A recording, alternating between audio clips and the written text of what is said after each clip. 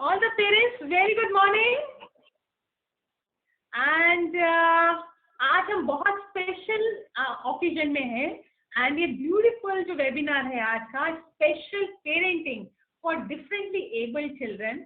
And thank you so much for Kalpana ma'am, क्योंकि मैं उनको 15-17 ईयर्स से जानती हूँ and she was the only one जिन्होंने मुझे पहली बार ब्रेक दिया था किसी स्कूल में। And now again she is the only one जिन्होंने मेरे home town Raipur, I belong to Raipur, और मेरे रायपुर से, रायपुर के लोगों से मुझे कनेक्ट करने का पहली बार मौका दिया। And I am so much happy कि आज मुझे लग रहा है कि जैसे मेरे मायके वालों से मैं बात कर रही हूँ। तो I am very much glad and thank you so much, my sincere gratitude to NH Goyal world school जो उन्होंने इतने स्पेशल टॉपिक के लिए इनिशिएटिव लिया। And very very thank you to all the dedicated parents, all the mummies and papas, क्योंकि you are all the time on the toes for the children, right? So before starting the session, मेरे कुछ request है आपसे। आप अपने पास एक notebook और pen रखें। Is it possible? सबके पास एक नोटबुक और पेन हो? Please arrange that. और पूरे सेमिनार के दौरान आप अपने को म्यूट रखेंगे और लास्ट सेशन जो होगा हमारा वो क्वेश्चन आंसर राउंड होगा। एंड ड्यूरिंग द सेशन यदि आपकी कोई भी क्वेरी है या कहीं पर भी आपको लगता है यस ये बहुत अच्छा है, तो उसमें चैट बॉक्स में आप फटाफट डालते जाएं। गुड लग रहा है, एक्सटेंडेड लग रहा है, कोई यस है या एनी क्वेरीज है, तो लास्ट में हम सारी चीजें एड्रेस करेंगे और फाइनल राउंड जो होगा हमारा वो क्वेश्चन आंसर राउंड होगा। So should we begin? Right? Okay, so यदि हम सब तैयार हैं तो लेट अस सी। मैं आप सबको देखना चाहूंगी, सबके वीडियोज ऑन रहे। Can you show me right hand? Right hand सब दिखा सकते हैं अपना? यस। अब राइट हैंड को ऊपर लेके जाइए प्लीज, अब पीछे लेके जाइए और बिल्कुल इस तरह से पैडिंग कीजिए, because we are very fortunate, क्योंकि स्कूल ने हमें अपॉर्चुनिटी दी है कि मैं और आप इतने दूर से मिल सके और हम अपने स्पेशल बच्चों के लिए बहुत स्पेशल टॉक कर सके। तो we need to pat ourself first, right? और अब आज हम बात करते हैं हमारी इंडिया की जो पॉपुलेशन है, दैट इज 130 करोड़ पॉपुलेशन, और उसमें से भी 4 to 8% ही बच्चे ऐसे हैं जो हर 10 में से एक बच्चा है जिसको कभी या तो पैदाइशी या बाद में एक्वायर्ड कोई ना कोई डिसेबिलिटी हुई है, चाहे लर्निंग डिसेबिलिटी है, चाहे बहुत हाइपर एक्टिविटी है, चाहे मस्कुलर कोई प्रॉब्लम आ गया, डाउन सिंड्रोम है, ऑटिज्म है, या कोई आंखों में प्रॉब्लम आ गया है, या सुनने का प्रॉब्लम आ गया। और हम उन बच्चों की बात कर रहे हैं जो इन 4 to 8% बच्चों में से भी 35.29% बच्चे हैं जो स्कूल तक पहुंच पाते हैं। So we are talking about the gifted parents and with gifted children, right? So अब एक चीज बहुत क्लियर है कि आज हम सबको मौका मिला है एज ए पेरेंट, और हम सब बिल्कुल रिफ्लेक्शन है अपने पेरेंट्स के। कैसे पेरेंट्स के रिफ्लेक्शन है बताइए? आप सबको याद होगा जैसे हम पैदा हुए थे, किसी ने बोला तू मम्मी के ऊपर गई है, कोई पापा के ऊपर गई है, तू ऐसी दिखती है, तू ऐसा बिहेवियर है, तू गुस्सा करती तो पापा जैसा करती है, तू काम करती तो मम्मी जैसी। तो सुन सुन के हमारे पूरे संस्कारों का बीज आ गया, या तो हम इसके जैसे हम उसके जैसे। फिर हमें जो शिक्षा मिली, हमें जो संस्कार मिले, हमारे को कभी कभी इतना एनकरेजमेंट हमारे माता पिता देते थे, कभी क्रिटिसाइज भी करते थे, फिर वो अपनी लाइफ के प्रॉब्लम्स को कैसे डील करते थे, उनकी हैबिट्स, उनके रिलेशनशिप को वो कैसे मैनेज करते थे, ये सारी चीजें आज हमारे मॉरल्स हैं, हमारे वैल्यूज हैं, हमारे बिलीव्स हैं, और इसी वजह से हम अपने लाइफ के डिसीजन लेते हैं, राइट? और यदि राइट लगता है तो आप शांति से मत बैठो, फटाफट अपने चैट बॉक्स में लिखो राइट राइट राइट, क्योंकि हमें सबको एक्टिव रहना है, ठीक है? तो यदि आपको जो भी बात सही लगती है तो आप उसमें लिखिए राइट। तो हम सब अपने पेरेंट्स को रिफ्लेक्ट कर रहे हैं जिस तरह से आज हम बिहेव करते हैं। तो अब एक एक्टिविटी करेंगे सबके सब, ठीक है? कोई भी काम शुरू करते हैं तो हम ईश्वर को याद करते हैं, सबके सब करते हैं? रेज योर हैंड, हाथ उठा के बताइए, सब करते हैं, राइट?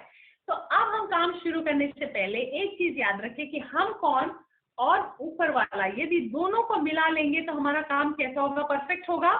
तो सबके सब एक बार ऐसा करके देखें, सबके सब बिल्कुल ऐसा, राइट? और अब मैं जो बोलूं एग्जैक्टली वैसे ही करेंगे। अब ये अपने थंब और फिंगर जो मिली हुई है, इसको अपने चिन को टच कराएं, चिन को टच कराएं। राइट। अब मैंने क्या बोला, जस्ट चेक, मैंने बोला चिन को टच कराए, तो आप सबने कहाँ टच करा दिया है? राइट। इसका मतलब कि हमने जो अपने माँ बाप से सीखा है वो उनके बोलने से नहीं सीखा है, उन्होंने जो किया है वो देख के सीखा है। राइट। और जो उन्होंने हमें दिखाया है उससे हमने सीखा है। इसलिए हम अपने बच्चों को कितना भी बोल वचन करेंगे वो नहीं सीखेंगे, तो बेटर कि हम करके दिखा दें या उनको शो करके दिखाएं। ओके, तो ये हमारी लर्निंग स्टाइल है। तो हमारे शब्द बहुत कम काम करते हैं, लेकिन हम जो करके दिखा रहे हैं वो बहुत परफेक्ट काम करते हैं। हमें अपने से समझ में आ गया? राइट। आप चेट बैग से लिखते जाओ। राइट। ओके, अब शुरू करते हैं हम एक रियल स्टोरी के साथ, क्योंकि हमारे बच्चे और हम पेरेंट्स इनसे बहुत अच्छे से रिलेट कर सकते हैं। एक लड़की कंचन गाबा नाम की, जो कैलकाटा में 8 ईयर्स की थी, और she was a very bright student. मतलब पेरेंट्स बहुत प्राउड करते, टीचर्स बहुत प्राउड करते, और she was a ranker. 3rd standard में थी। जैसे रोज मम्मी पापा के साथ खेलना कूदना और रात को साथ में सो जाना। एक रात को जब वो साथ में सोई मम्मी पापा के, लेकिन नेक्स्ट डे जब उठी तो she was not able to see anything.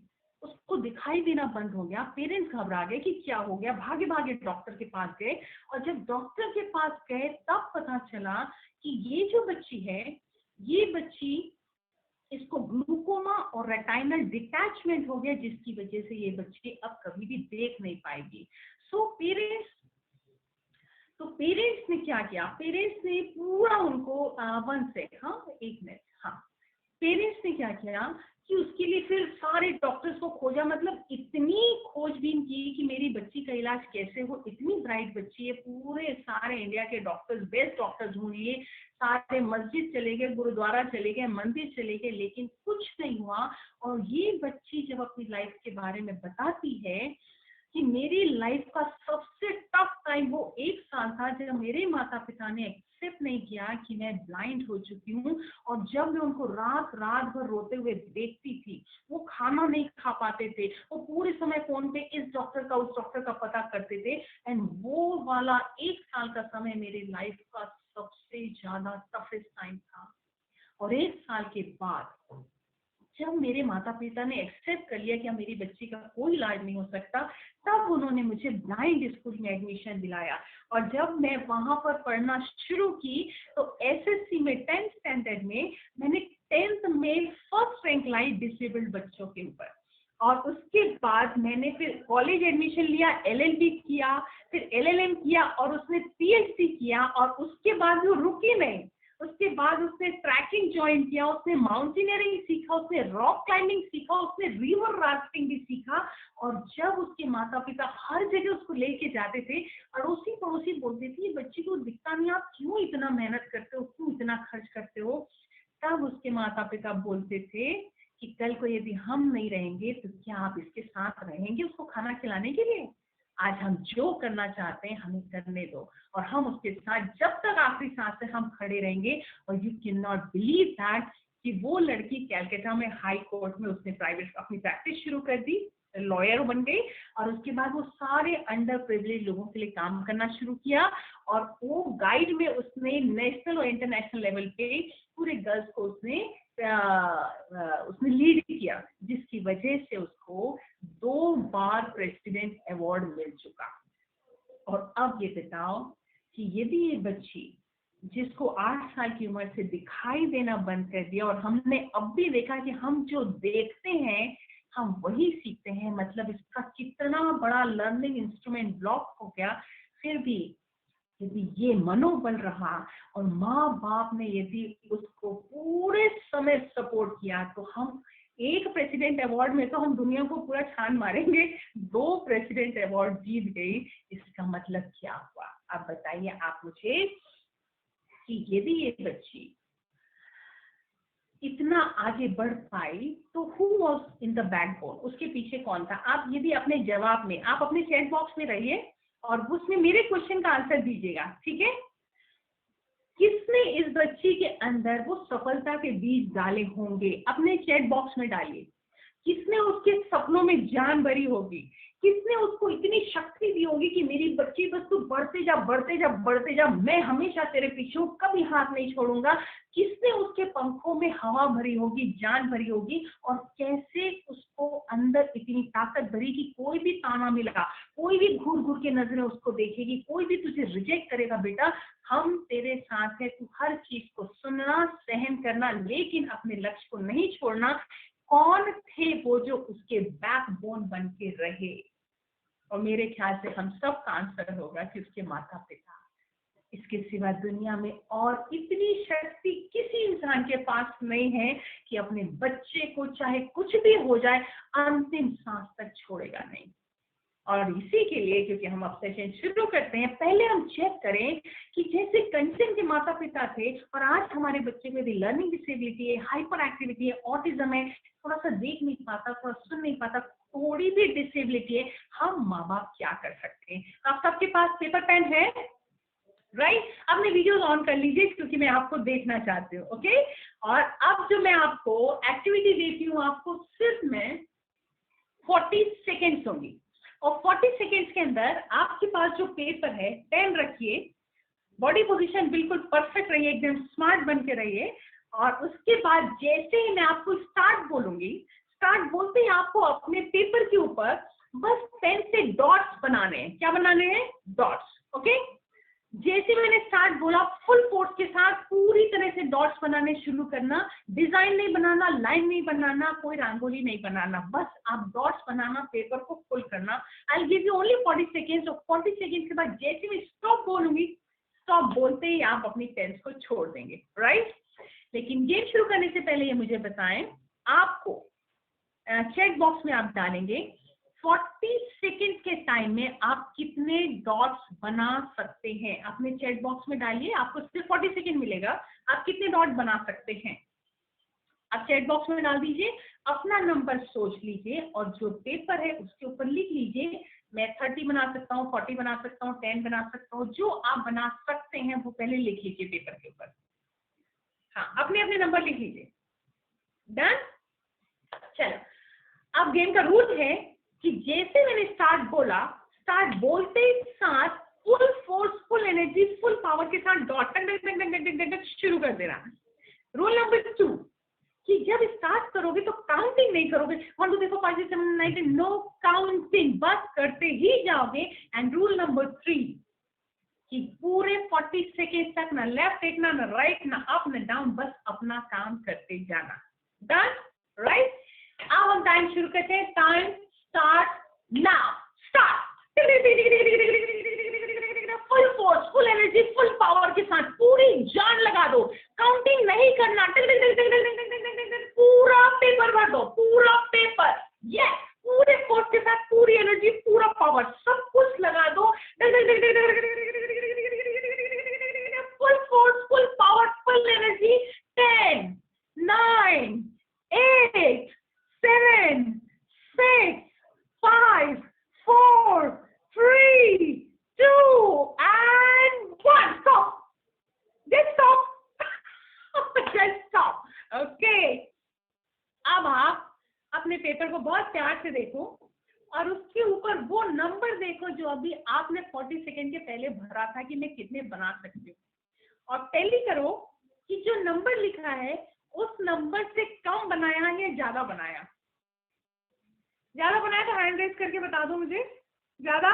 Perfect. बहुत प्यार से ध्यान से देखो, 100 बनाया है, 100 से ऊपर है, यदि ऊपर है तो यस करो, हाथ ऊपर करके बता दो मुझे। एब्सोल्युटली।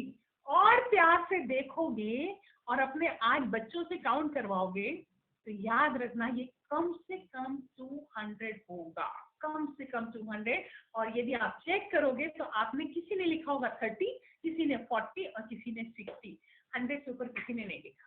इसका मतलब व्हाट इज द मैसेज? यदि 3 रूल पकड़ लिया कि यदि काम करना है तो फुल फोर्स, फुल एनर्जी, पूरी जान लगा दो। नंबर 2, काउंटिंग मत करो मैंने कितना बच्चे के लिए किया, कितना परिवार के लिए किया, कितना घंटा कंट्रीब्यूट किया, नो काउंटिंग। और तीसरा, कभी किसी को देखना नहीं कौन क्या कर रहा है, जस्ट डू इट योरसेल्फ। तो आप अपनी क्षमता से 10 गुना ज्यादा कर सकते हैं। सो एग्रीड, यस और no? Raise your hand. Yes, perfect. चलो, अब हमें करना क्या है? हमारे स्मार्ट प्यारे बच्चों के लिए हम क्या क्या कर सकते हैं? पहली चीज, गोल मत बी वेरी क्लियर कि व्हाट टू डू, मुझे करना क्या है उनसे। नंबर 2, मुझे क्यों करना है और कैसे करना है। ये बहुत आसान है। अभी आपने देखा, यदि कंचन कर पाई, यदि आपके दिमाग में बिल्कुल क्लियर आइडिया है और क्यों करवाना है यदि ये क्लियर है, तो हमें मदद मिलना शुरू हो जाती है। सलाह देने वाले मिलते हैं, गाइड करने वाले मिलते हैं, फाइनेंस करने वाले मिलते हैं, उसमें बिल्कुल मेहनत नहीं लगती। वेरी क्लियर कि यदि मेरे बच्चे को कुछ भी प्रॉब्लम है तो मैं उससे क्या कराऊं, उसके पहले सोचना बहुत जरूरी है। कि जैसे सारे बच्चे गिफ्ट ऑफ गॉड हैं, ऐसे ये बच्चा भी मेरे लिए गिफ्ट ऑफ गॉड है। जैसे नॉर्मल बच्चों के लिए माँ बाप पूरे जीवन का पैसा लगा देते, ताकत लगा देते, एनर्जी लगाते, बेचारे कोटा में जाके शिफ्ट हो जाते हैं, पूरा धन लगा देते, तब जाके डॉक्टर और इंजीनियर उनका बच्चा बनता है और पूरा परिवार खुश हो जाता है। But we as a parent, यदि हमने अपने स्पेशली एबल्ड बच्चों को सिर्फ सफलता के पहले मुकाम में भी पहुंचा दिया, तो हम सिर्फ परिवार खुश नहीं होगा, आप रोल मॉडल बन जाएंगे, वो बच्चा मोटिवेटर बन जाएगा, वो बच्चा इंस्पायरर बन जाएगा और वो एक ह्यूमैनिटी के लिए काम करेगा। So now we are chosen for a very big reason. और ये रीजन को यदि याद रखोगे तो अपना बच्चा बोझ नहीं लगेगा, लेकिन ये अपॉर्चुनिटी लगेगा कि हम अब बहुत बड़ी मानवता के लिए और पूरे ग्लोब में इतने सारे जो पूरे अच्छे बच्चे हैं और जो थोड़े से चैलेंजेस बच्चे हैं उनके लिए भी हम काम कर सकते हैं, right? So we are chosen to be the toughest parent. और जब दूसरे लोग इतना सारा काम अपने बच्चों के लिए करते हैं, इतना कमाते हैं, कॉलेजेस ढूंढते हैं, फिर कोचिंग क्लासेस करते हैं, हमारा टास्क तो उनके हिसाब से बहुत बहुत छोटा है। और हमारे साथ जिसने वो बच्चा हमें गिफ्ट में दिया है वो भी हमारे साथ है। So we are very very fortunate. अब हमें ये जानना बहुत जरूरी है क्योंकि हमारे बच्चे पढ़ाई में बहुत अच्छे नहीं होंगे यूजुअली।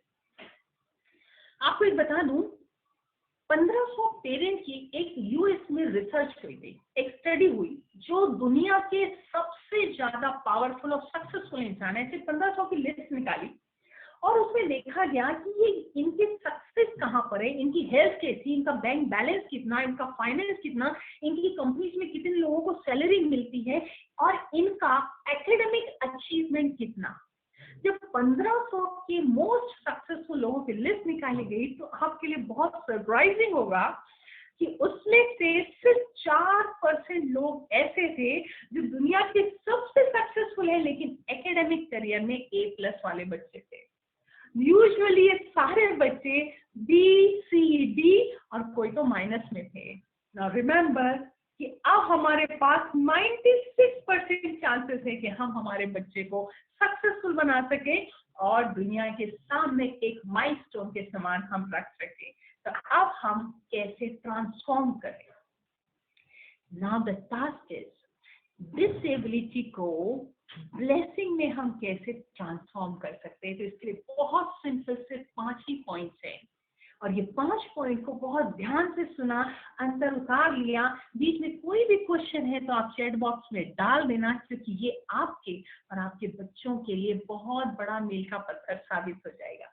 तो ध्यान से सुनो। सबसे पहले, यदि मुझे पता चला कि मेरे बच्चे में दूसरे बच्चों से थोड़ा सा भी डिफरेंट है, पढ़ाई में, दिखने में, सुनने में, बोलने में, चलने में, मसल्स में, हड्डियों में बहुत हाइपर है, एक जगह बैठता ही नहीं, किसी की सुनता ही नहीं, इमीडिएटली उसका सबसे पहला टेस्ट कराना बहुत जरूरी है। यदि साइकोलॉजिकल प्रॉब्लम है, लर्निंग प्रॉब्लम है, हाइपर एक्टिविटी की प्रॉब्लम है तो साइकोमेट्रिक टेस्ट कराना जरूरी है। यदि फिजिकल प्रॉब्लम है तो उसकी फिजिकल टेस्ट कराना जरूरी है। उसका प्रोफाइल टेस्ट कराओ जैसे जितना जल्दी पॉसिबल हो, ताकि आपको पता चले कि एग्जैक्टली मेरा बच्चे को प्रॉब्लम कहाँ है, कौन सी चीजों में पीछे हो रहा है। क्योंकि इसमें बहुत ब्यूटीफुल चीज ये है, जितना जल्दी हमें पता चलता है कि हमारे बच्चे को कोई प्रॉब्लम है, आप उतने ही जल्दी उसको रिकवरी फेज में ला सकते हैं। लेकिन यदि डिले हो जाता है तो रिकवरी में मुश्किल होता है। और कुछ प्रॉब्लम ऐसी होती हैं जो लाइफ लॉन्ग चलती हैं, कुछ बाय बर्थ होती है और किसी एक्सीडेंट या किसी वजह से बाद में हो जाती है। तो सबसे पहला काम प्रोफाइल टेस्ट कराना, और जो भी रिकमेंडेड थेरेपी है उस थेरेपी को आंख बंद के करना ही करना है, उसमें कभी डिले नहीं करना, राइट। नंबर 2, इस काम के लिए टीचर्स, स्कूल, प्रिंसिपल और थेरेपिस्ट तीनों चारों को अपने लूप में लेके चलना। जब ये आप कंबाइंड रूप में काम करेंगे तब हमारा परफेक्ट गोल सेटिंग हो सकता है। क्योंकि ये बच्चों का जो डेवलपमेंट का टाइम है, फिजिकल डेवलपमेंट, मेंटल डेवलपमेंट, अपनी इमेज का डेवलपमेंट है, इस टाइम में यदि हमने थोड़ा सा भी डिले किया, थोड़ा सा भी कोताही कर दिया, हमें नहीं पता अनजाने में हम हमारे बच्चे का बहुत भारी नुकसान करेंगे। इसलिए इस काम में कभी भी डिले नहीं करें। और अब उसकी जब सेल्फ इमेज बन रही है तो 2 चीज का ध्यान रखें। नंबर 1 3A और नंबर 2 3C। 3A का मतलब एक्सेप्ट, एक्नॉलेज और एप्रिशिएट।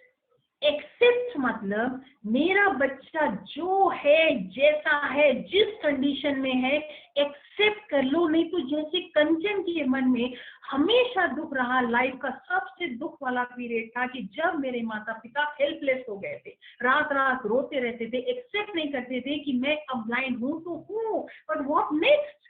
अरे मैं एक चीज से, एक इंद्रिय से काम नहीं कर सकती, लेकिन बाकी सब तो मेरे पास है। उसके लिए वो प्लान क्यों नहीं करते, उसके लिए वो एनकरेज क्यों नहीं करते, उसके लिए वो डिसाइड क्यों नहीं करते कि मुझे करना क्या है। Why to delay. तो नंबर 1 एक्सेप्ट, जो है जैसा है वो मेरा है, और मेरा है मतलब वो महान है, राइट। नंबर 2 एक्नॉलेज करो। एक्नॉलेज कैसे करो, एक चीज नहीं कर पा रहा तो कौन सी चीजें वो कर सकता है।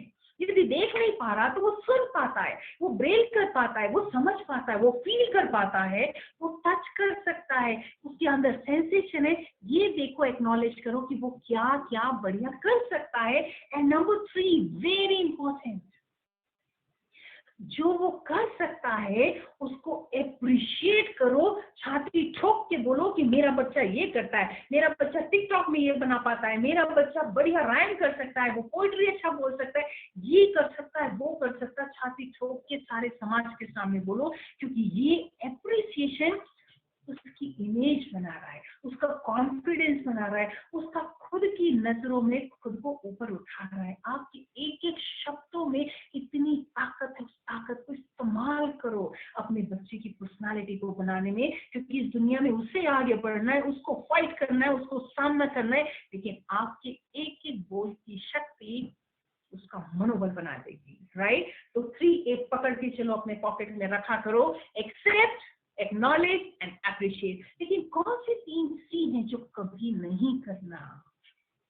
जब आपको पता चल गया कि your child is a gifted child, और देने वाला कौन और लेने वाला कौन, ये तीनों के तीनों गिफ्ट हैं, तो कभी भी अपने बच्चे को कंपेयर नहीं करना। फर्स्ट C, दुनिया के बच्चे, स्कूल के बाकी बच्चे, सोसाइटी के बच्चे कुछ भी करते हो, मेरे बच्चे की तुलना में वो कहीं भी नहीं है। क्योंकि तुलना 2 बराबर की चीज में होती है, ऐसे और ऐसे में तुलना नहीं हो सकती। और इस दुनिया में हर कोई यूनिक है। मैं आपसे अपनी तुलना नहीं कर सकती, आपकी तुलना मुझसे नहीं हो सकती। जो आपके पास है मेरे पास नहीं, लेकिन जो मेरे पास है वो आपके पास नहीं। लेकिन हम सब मिलके एक बहुत सुंदर दुनिया बना सकते हैं, राइट। तो never ever compare, feel your child is unique because you are unique. Number 2, कोई कंपटीशन का मेरा बच्चा हिस्सा है नहीं। कभी भी उसको कंपटीशन दूसरे से नहीं कराना, कंपटीशन खुद से कराना। कि यदि आज मेरा बच्चा इतना चला तो कल वो दौड़ना चाहिए, यदि वो दौड़ पा रहा है तो भागना चाहिए, और भाग रहा है तो उड़ना चाहिए। यदि इतना पढ़ा तो आज 15 मिनट ज्यादा पड़ेगा, उससे फिर ज्यादा अच्छे से पढ़ पाएगा। और वो हर दिन अपने से कॉम्पीट करके आगे बढ़ेगा। वो किसी नहीं है, उसको किसी तरह से न खुद प्रेशर लेना ना उसको प्रेशर में देना, क्योंकि हम सब कंपटीशन से बाहर के हैं। यदि अपनी कैपेबिलिटी को पहचानते हैं तो उसके ऊपर रोज काम करेंगे। हमारे बाजू कोई खड़ा नहीं हो सकता, खड़ा होगा तो लाइन में पीछे खड़ा होगा। Never ever competition with others, compete yourself. And number 3 very important, criticism कभी मत करो। कड़वा बोल कभी नहीं बोलो। इस शरीर के अंदर से जो भी निकलता है ना, वो हर चीज बदबूदार है, हर चीज बदबूदार है, ऊपर से नीचे देख लो। लेकिन सिर्फ एक ही भगवान ने यंत्र दिया है, इससे जो निकले ना उससे किसी का मनोबल बन जाए, किसी का जीवन बन जाए। किसी के कंधे पे हाथ रख के सिर्फ इतना बोल दो, मैं हूं ना, चिंता क्यों करते हो, और उसके अंदर ताकत आ जाए, वो अपना जीवन खुद बना ले। सिर्फ एक ही इंद्रिया आप रखो जिससे सिर्फ मीठा निकले, जिसमें से सुगंधित निकले, जिसमें से जो भी निकले सिर्फ उसका जीवन बदल जाए। इसलिए इस इंद्रिय में से कभी भी क्रिटिसिज्म नहीं, ना अपने को क्रिटिसाइज करना, ना अपने को बदुआ देना, ना अपने को कर्ज देना, और ना कभी कभी किसी और के लिए देना।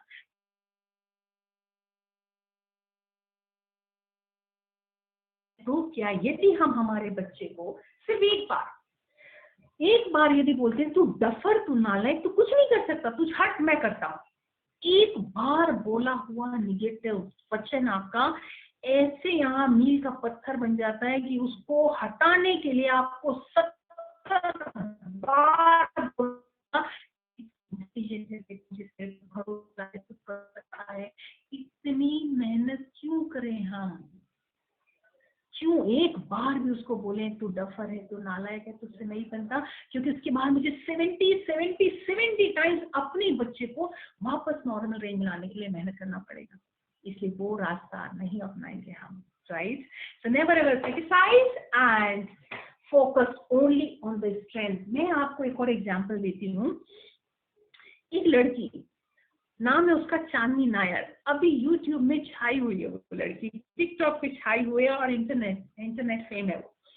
जब 1 साल की थी तभी उसके पेरेंट्स को पता चला उसको मायोपैथी हो गई। और मायोपैथी मतलब उसके मसल डिफॉर्म हो जाएंगे, एकदम वीक होते जाएंगे, और वो बच्ची के मसल्स काम करना बंद कर देंगे कुछ समय के बाद। जैसे पेरेंट्स को पता चला इमीडिएटली उसका ट्रीटमेंट शुरू हुआ, और ये बच्ची के अंदर, अब वो व्हील चेयर पे ही बैठती थी।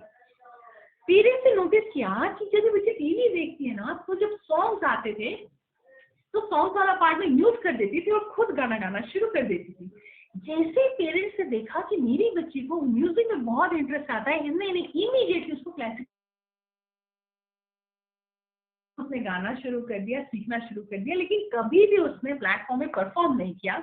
अचानक एक कोई ऐप आया था, डब स्मैश करके आया था, जिसमें म्यूजिकल और डांस के वीडियोस बनते थे। उससे पिछले 2 साल पहले उसने 30 सेकंड से वीडियो बनाने शुरू कर दिए और उसको पोस्ट करना शुरू कर दिया। And you can not believe, उसने जैसे इंटरनेट में डाला और एक म्यूजिकल कोई उनका था, कोई ग्रुप रहा होगा, उसमें डाला, उस लड़की का जीवन 4 दिन में बदल गया, क्योंकि 4 डेज में उसकी 4 मिलियन लाइक्स और एप्रिसिएशन मिल गए। And that girl is totally change. और जब उसको वहां से लोकल टीवी में बुलाया गया इंटरव्यू के लिए, तब लोगों ने पहली बार देखा कि ये लड़की हैंडीकैप है और ये चल नहीं पाती और ये व्हील चेयर में आई है, and she was the rock star. और वो कितने मिलियंस लोगों की सुपरस्टार बन गई।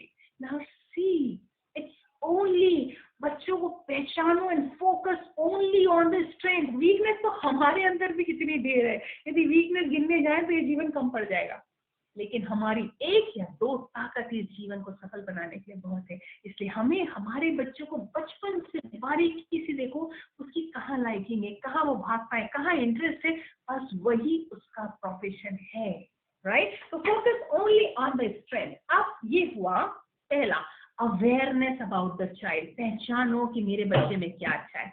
नंबर 2, अब हमें उसका गोल सेट करना है। अब गोल सेट कैसे करेंगे? जो उसकी एबिलिटी है, जो मेरा बच्चा बहुत अच्छा कर सकता है, जो उसकी स्ट्रेंथ है। अब गोल भी हमारे 2 बनेंगे, एक होगा एकेडमिक गोल और एक होगा वोकेशनल गोल, जो उसका प्रोफेशन बनेगा, कि नहीं पता आज कोरोना है, लॉकडाउन है, कल नेचुरल कैलामिटी है, कौन सा भूकंप है, कौन सा, हमें कुछ नहीं पता हम कब तक जिंदा है, सुबह उठ पाएंगे कि नहीं उठ पाएंगे। इसलिए हमारी ड्यूटी है कि जब तक हमारी सांसें चल रही हैं, हम बच्चे के बैकबोन बने रहें। उसके 2 गोल बनाना जरूरी है, एक एकेडमिक गोल और उसका एक वोकेशनल गोल। एकेडमिक गोल, और इसके लिए आई एम टेलिंग यू, बहुत दिमाग मत दौड़ाओ। हमारे समय वो सुविधाएं नहीं थी, आज सुविधा है। Career counsellor is the best person. आप सिर्फ उसको अप्रोच करो, मेरे बच्चे में जो भी प्रॉब्लम है लेकिन उसके अंदर क्या स्ट्रेंथ है, वो करियर काउंसलिंग आपको 1 घंटे में ढूंढ के बता देगा। इतने साइंटिफिक, और ये इंटरनेशनल टेस्ट है, वो टेस्ट आप अटेम्प्ट कराओगे बच्चे को, उसके अंदर पता चल जाएगा कि क्या पैशन है, क्या एबिलिटीज है, कितना दिमाग तेज भागता है, किस फील्ड में उसकी लर्निंग स्टाइल है, बहुत फास्ट होता है। ये हमारे अनन्या सेंटर में भी होता है, एंड एक्चुअली ये वरदान है इन बच्चों के लिए।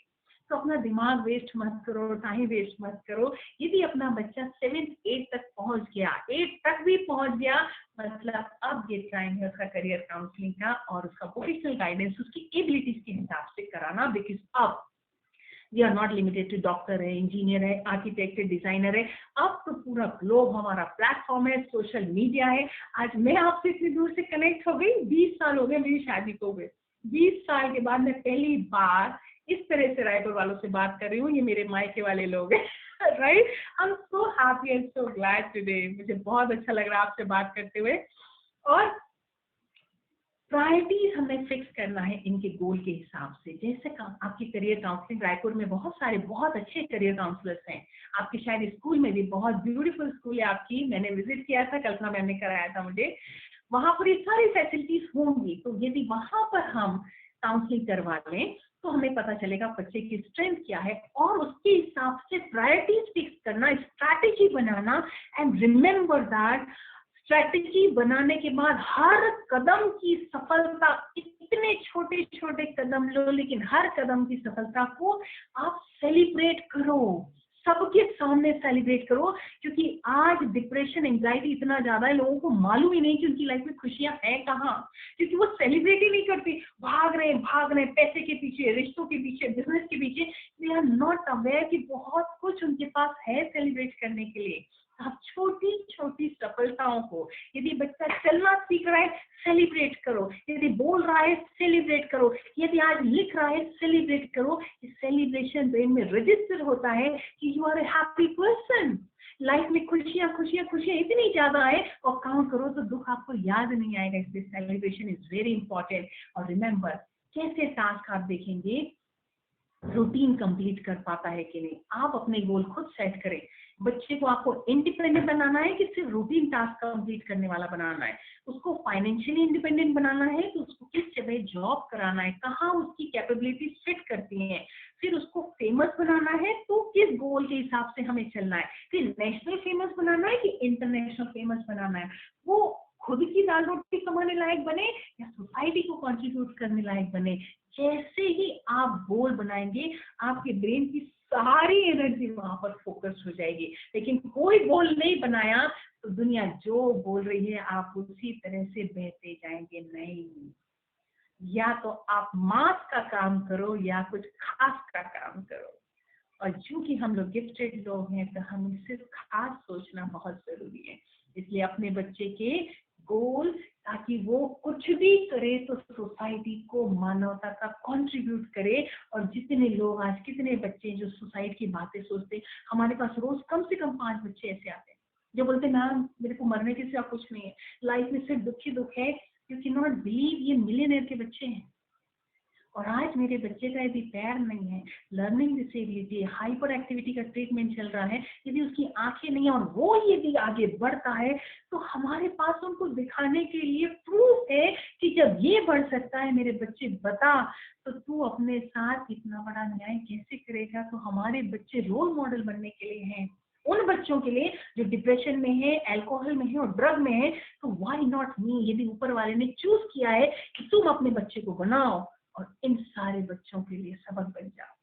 हम ये अपॉर्चुनिटी को कभी खो नहीं सकते, राइट। तो हमें ये ध्यान रखना है कि हमारा गोल क्या है। Now number 3, we are not here to be reactive. We need to be proactive. Proactive means पूरे समय विजिलेंट रहना है कि अपॉर्चुनिटी कहाँ है, मौके कहाँ है, कहाँ इंडियन आइडल हो रहा है, कहाँ कंपटीशन हो रहा है, कहाँ सोशल मीडिया का प्लेटफॉर्म है, क्योंकि ये सारे प्लेटफॉर्म मेरे बच्चे की पर्सनालिटी को बढ़ाते हैं, उसके मॉरल को बूस्ट अप करते हैं, उसके कानों में तालियों की आवाज आती है, वो चैट बॉक्स में देख सकते हैं कि उसके लिए कितने ब्यूटीफुल कमेंट्स आए हैं, ये पूरी की पूरी सेल्फ इमेज को बना रहा है। इसका मतलब प्रोएक्टिवली आपको प्लेटफॉर्म देखना है कि शर्माना नहीं है, डरना नहीं है, घबराना नहीं। लोग क्या बोलेंगे, जिस बच्चे पे आप प्राउड फील करोगे दुनिया के मुंह में ताला लग जाएगा। लेकिन यदि आप उसे अपनी कमजोरी समझोगे, हर किसी को सलाह देने का मौका मिल जाएगा। ये मौका किसी को नहीं देना, ये मौका सिर्फ आपका अपने पास है। इसलिए कुछ भी हमारा है वो हमारा है, तो we need to feel proud, right. तो बहुत प्राउड के साथ अपने बच्चे को हर प्लेटफॉर्म पे ले जाओ, सोशल मीडिया में लेके जाओ, सोसाइटीज में लेके जाओ, सोशल फंक्शन में लेके जाओ और उससे प्राउड फील करो। और यदि वो एक गिलास पानी भी आपको देता है तो दुनिया को बताओ, मेरा बच्चा एक गिलास पानी देता है मुझे। जब पापा आते हैं तो दरवाजा खोलता है, क्योंकि ये जब वो बार बार सुनेगा, रिमेम्बर दैट, उस काम की फ्रीक्वेंसी बढ़ा देगा। क्योंकि हर बच्चा प्यार का भूखा है, हर बच्चा तारीफ का भूखा है, हर बच्चा एक्नॉलेजमेंट का भूखा है। जिस बात की उसको भूख है खिलाओ, थोड़ा नहीं बहुत खिलाओ, बहुत खिलाओ। वो इतना भर जाए क्या वो ओवरफ्लो हो जाए और वो बन के बताए जो आपने कभी सोचा था, right. So proactive is very important. और स्कूल के साथ टीम करना, टीचर्स के साथ टीम करना, प्रिंसिपल के साथ टीम करना एंड थेरेपिस्ट के साथ टीम करना बहुत इंपॉर्टेंट है, क्योंकि ये वो रिसोर्सेज हैं जो आपको चैनल बताएंगे कि आप बच्चों को कहाँ कहाँ लेके जा सकते हो, राइट। क्योंकि एक चीज का ध्यान रखना है, जब आप अपने बच्चों को इतना टाइम दे रहे हो, इतनी एनर्जी दे रहे हो, इतनी शक्ति दे रहे हो, ये मत भूलना कि ये 24 घंटे के टाइम में से कुछ टाइम आपका खुद का भी है। आपको खुद को भी भरना है, खुद को भी एनर्जी देना है, खुद को भी एम्पावर करना है, क्योंकि आपका टास्क दूसरों के टास्क से थोड़ा सा मुश्किल है। इसलिए बच्चे के पीछे भागते भागते भागते अपना अस्तित्व मत भूल जाना, अपनी पहचान मत भूल जाना, अपने जीवन का पर्पस मत भूल जाना। दोनों पर्पस को साथ में लेके चलना। हम सब खुश रहने और खुशियां बांटने के लिए आए हैं, अपने को दुख में डाल के उनके पीछे नहीं भागना। इससे कीप द बैलेंस, उसका सामंजस्य स्थापित करना। क्योंकि भगवान न करे कई बार ऐसा होता है, हमें नहीं पता, हम बहुत बड़े सपने लेके चलते हैं कि मेरे बच्चे का मेडिकल में हो। हमारे पास इतने केसेस आते हैं, बच्चे के लिए पूरा माँ बाप ने जान लगा दी, पैसे लगा दी, मेडिकल कॉलेज में पहुंच गया, 2nd ईयर में था, उसका एक्सीडेंट हो गया और वहीं घटना स्थल में उसने शरीर छोड़ दिया। आज माँ बाप के पास कोई पर्पस नहीं है जीने का। बच्चा हमारी जवाबदारी है, जान लगा देना, निभाना, लेकिन हमारा जीवन भी हमारी जवाबदारी है, हमारी खुशियां भी हमारी जवाबदारी है, हमें स्वस्थ रखना है वो भी हमारी जवाबदारी। क्योंकि शरीर स्वस्थ नहीं है, हम कुछ नहीं कर पाएंगे, हम सिर्फ सोच पाएंगे, लेकिन हम हेल्पलेस हो जाएंगे। इसलिए we need to take care of ourself. क्योंकि यदि हमें जीवन भर किसी को पानी पिलाना है तो शरीर इतना स्वस्थ हो कि हम खुद पानी खुद को दे सके, हम खुद को स्वस्थ रखें, हम खुद को खुश रखें। इसलिए अपनी हॉबीज, अपना पैशन कभी नहीं छोड़ना, बैलेंस रखना। पूरे परिवार को, पति को, पत्नी को, सबको मिलके काम करना है, क्योंकि हमारी जवाबदारी है, राइट। तो थर्ड इज प्रोएक्टिव, लेकिन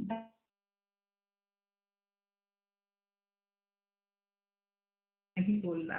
and now the fourth point is perseverance. Perseverance means लगे रहो मुन्ना भाई। यदि वाई आपको पता है कि आप क्यों सुबह उठ रहे हैं, आपको पता है आप क्यों तैयार हो रहे हैं, आपको पता है आप अच्छे कपड़े क्यों पहन रहे हैं, आपको पता है कि आप ऑफिस क्यों जा रहे हैं, आपको पता है आप घर वापस हंसते हंसते क्यों आ रहे हैं, आप पता है इतना पैसा क्यों कमा रहे हैं, क्योंकि पैसा लक्ष्य नहीं है, बिजनेस लक्ष्य नहीं है, बढ़िया घोड़ा गाड़ी बढ़िया घर लक्ष्य नहीं है, लक्ष्य हमारा कुछ और है। और वो लक्ष्य जो होता है वही हमारे इंजन में फ्यूल का काम करता है, कार में वो पेट्रोल का काम करता है, स्पेस क्राफ्ट का वो फ्यूल है, और ये वाई ही वो फ्यूल है कि मैं क्यों करूं ये क्यों यदि आपके अंदर क्लियर है कि what is my purpose to do all these exercises, ये आपको थकने नहीं देगा, ये आपको रोने नहीं देगा, ये आपको मुरझाने नहीं देगा। इसलिए आपका पर्पस बहुत क्लियर होना चाहिए। मैं बच्चे के ऊपर इतनी एनर्जी क्यों लगाऊं, मैं एक्सरसाइज क्यों करूं, मैं कमाने के लिए क्यों जाऊं, मैं ऑफिस में क्यों बैठूं, मैं क्यों ये वेबिनार अटेंड करूं, व्हाट इज द रीजन, मेरा फायदा क्या है उससे। और यदि आपको ये पता है कि every day I am progressing progressing progressing, ये प्रोग्रेस ही आपको खुश रखता है। लेकिन रोज दाल रोटी खाया और सो गया तो हमें और जानवर में कोई फर्क नहीं। और जिसकी माँ बाप हमेशा प्रोग्रेस के बारे में सोचते हैं, वो प्रोग्रेस वाला इंसान हर प्रोग्रेस में खुश रहना जानता है। इसलिए remember that why is very important. बच्चे को बताना जरूरी है, बेटा हमें पढ़ना क्यों है, पढ़ना is not the purpose, doctor is not the purpose. Purpose doctor बन के करोगे क्या, डांसर बन के करोगे क्या, यदि टेक टॉक में जाओगे तो करोगे क्या।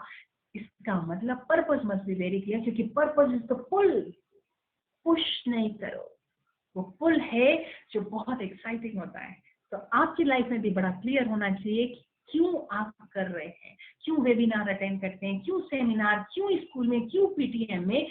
यदि आपको पता है कि इससे मेरी प्रोग्रेस होती है, मेरा ब्रेन का विकास होता है, मेरे परिवार का विकास होता है, मेरे बच्चे को दिशा मिलती है, तो आप एक भी मौका छोड़ना नहीं, और कभी भी नेक्स्ट वेबिनार में 1 मिनट का भी लेट नहीं करना। यस, यदि यस है तो just raise your hand, raise your hand, yes, okay, right?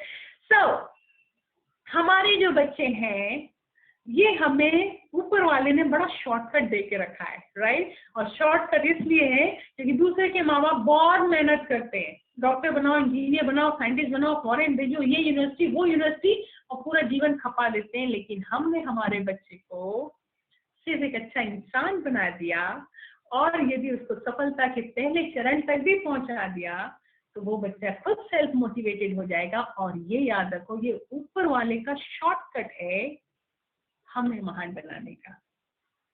तो हमें बहुत मेहनत नहीं करना है, शॉर्टकट में चलो, उसका पर्पस समझो और उस दिशा में आगे बढ़ो। And final first point, the most important point, it is emotional support, that is EQ, emotional support। अब हम सब कोरोना के टाइम से जा रहे हैं, लॉकडाउन से निकले हुए, अभी फाइनेंशियल क्रंचेस सबकी चल रहे हैं, रिलेशनशिप में तनातनी होती रहती है, नेचुरल कैलामिटी आप देखो, कभी साइक्लोन आ रहा है, कभी कुछ आ रहा है, कभी कुछ आ रहा है, एंड लोगों के डिस्करेजिंग कमेंट होते हैं, स्ट्रेस चलता है, टेंशन चलता है, कहीं ना कहीं डिवोर्स हो रहा है, किसी का सेपरेशन हो रहा है। इतनी सारी चीजों के साथ यदि हमको लगातार आगे बढ़ते जाना है, प्रोग्रेस करते जाना है, तो बहुत जरूरी है कि हमारा इमोशनल पावर बहुत स्ट्रांग होता है, क्योंकि emotion is the energy, emotion is the power. कुछ भी गड़बड़ हो, यदि मनोबल बहुत जबरदस्त है, तो बस यही बल हमारे बाकी सारे काम को व्हील पे लेके आ जाएगा। इसलिए इमोशनल स्ट्रेंथ को कैसे बनाए, क्योंकि चारों तरफ निगेटिविटी, न्यूज चालू करो तो, पेपर पढ़ो तो, सोशल मीडिया में जाओ तो, जहां देखो वहां निगेटिविटी। आप किसी के पास 10 मिनट बैठ भी जाओगे ना, तो अपने घर का गाना शुरू कर देगा, राइट? इसकी सास, उसकी बहू, उसका ये, उसका ये। रिमेम्बर दैट, जब चारों तरफ निगेटिविटी होती है तो अपने चारों तरफ प्रोटेक्टिव शील्ड लगाना बहुत जरूरी है। आप यकीन नहीं करेंगे, आप हम लोग, हमारा जो अनन्या सेंटर है यहाँ पे वापी पे काफी बड़ा है, 2 यूनिट है, एक साइकेट्रिक यूनिट है, साइकोलॉजी यूनिट है। रोज यहाँ पर 100 पेशेंट्स आते हैं, जिसमें 60 जो होते हैं वो नए पेशेंट्स होते हैं, राइट? सुबह से रात तक सिर्फ हम तकलीफें सुनते हैं और लोगों की परेशानियां सुनते हैं, लेकिन आप कभी भी मेरे चेहरे की चमक को कम नहीं पाएंगे, ना मुस्कुराहट को कम पाएंगे। रीजन क्या? अपने चारों तरफ वो प्रोटेक्टिव शील्ड हम लगा के घूमते हैं, which is not visible, invisible है, वो सिर्फ हमें महसूस होती है। और उसके लिए हम क्या करते हैं? रोज meditation. Meditation means the nutrition of mind. अपने मन को इतने पावरफुल विचारों से भर लेते हैं, रोज सुबह 4 बजे उठते हैं और अपने आप से कनेक्ट करते हैं और फिर ऊपर वाले से कनेक्ट करते हैं। आप उसको खुदा बोलो, गॉड बोलो, एनर्जी बोलो, कॉस्मोस बोलो, आप नाम कुछ भी दो, लेकिन हम सबसे ऊपर कोई तो है जो हमारे प्लान को कभी कभी फेल करता है और अपने प्लान से अपने को चलाने लगता है। बस उससे कनेक्ट होके अपने अंदर इतने पावरफुल थॉट्स क्रिएट करते हैं। कैसे करते हैं बताएं? I am powerful, I am strong, I am intelligent, I am healthy, I am abundance. मेरे पास सुख, शांति, समृद्धि से भरा हुआ परिवार है, मेरे रिश्ते बहुत सुंदर है, मेरा बच्चा हीरे के समान है। वो भगवान ने मुझे दिया उसको रिफाइन करने के लिए, और उसके लिए वो मुझे शक्ति दे रहा है, वो मुझे एनर्जी दे रहा है, वो मुझे पावर दे रहा है, मुझे इंटेलिजेंस दे रहा है, मुझे सपोर्ट सिस्टम दे रहा है। मैं इन सब के लिए उसका बहुत बहुत बहुत धन्यवाद करती हूँ। और आज जो मेरी आँख खुल गई, तो आज का जीवन मेरे जीवन का सबसे सुंदर जीवन में बना के रहूंगी, इररिस्पेक्टिव ऑफ एनी सिचुएशन और एनी पर्सन। 10 मिनट्स, सिर्फ 10 मिनट यदि ये मेडिटेशन कर लिया ना, आप भर जाओगे पावर से, आप भर जाओगे शक्तिशाली विचारों से।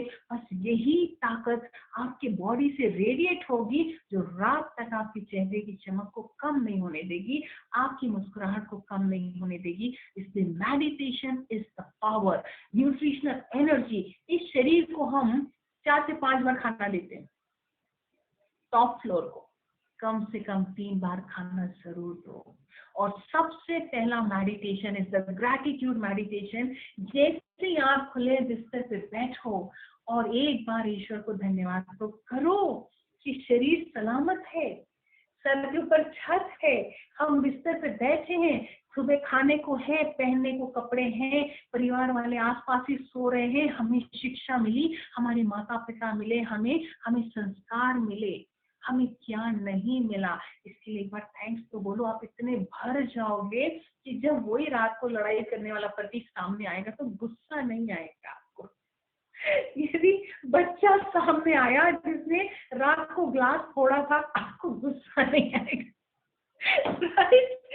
राइट? और जब ऑफिस जाओगे और वो बॉस आ जाएगा, मान लो कोई खड़ूस सा, तो भी आपको गुस्सा नहीं आएगा क्योंकि वो बॉस है, इसलिए तो हमारे पास salary. So first meditation is the gratitude meditation, right? तो gratitude show करो और अपने आप को इतनी शक्ति से भर लो।